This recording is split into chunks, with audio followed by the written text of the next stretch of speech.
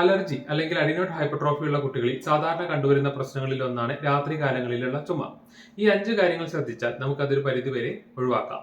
ഏറ്റവും ആദ്യത്തെ കാര്യം എന്ന് പറയുന്നത് കിടക്കുന്ന പൊസിഷനാണ്. തലയുടെ ഭാഗം ഒന്ന് ഉയർത്തി വെച്ച് കഴിഞ്ഞാൽ തൊണ്ടയിലും മൂക്കിലുമൊക്കെയുള്ള കഫം താഴേക്ക് ഡ്രെയിൻ ചെയ്ത് വരുന്നതിനും അതുവഴി തൊണ്ടയിലുള്ള ഇറിറ്റേഷൻ കുറയ്ക്കുന്നതിനും ഒരു പരിധിവരെ സഹായിക്കും.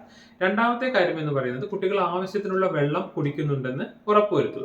ആവശ്യത്തിന് വെള്ളം കുടിക്കുമ്പോൾ തൊണ്ടയിലുള്ള ആ ഡ്രൈനസ് ഒഴിവാക്കുന്നതിനും അതുപോലെ തൊണ്ടയിൽ കഫം കെട്ടി നിൽക്കുന്നുണ്ടെങ്കിൽ അതൊന്ന് ലൂസായി പെട്ടെന്ന് പുറത്തേക്ക് ഡ്രെയിൻ ചെയ്ത് വരുന്നതിനും ഒരു പരിധിവരെ സഹായിക്കും.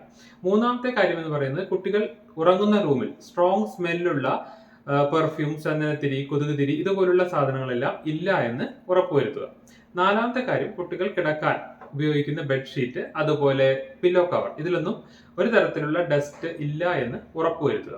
അഞ്ചാമത്തെ കാര്യം കുട്ടികൾ ഉറങ്ങുന്നതിന് തൊട്ട് മുമ്പ് കഴിക്കുന്ന ഭക്ഷണത്തിൽ ജങ്ക് ഫുഡ്സ് അതുപോലെ പുളിപ്പുള്ള ഫ്രൂട്ട്സ് എല്ലാം ഇല്ല എന്ന് ഉറപ്പുവരുത്തുക. കാരണം ഇത്തരം ഭക്ഷണങ്ങൾ പലപ്പോഴും വയറ്റിൽ അസിഡിറ്റി കൂട്ടുന്നതിനും അതുവഴി തൊണ്ടയിൽ ഒരു ഇറിറ്റേഷൻ ഉണ്ടാക്കുന്നതിനും കാരണമാകാറുണ്ട്. ഈ 5 കാര്യങ്ങൾ ശ്രദ്ധിക്കുമല്ലോ.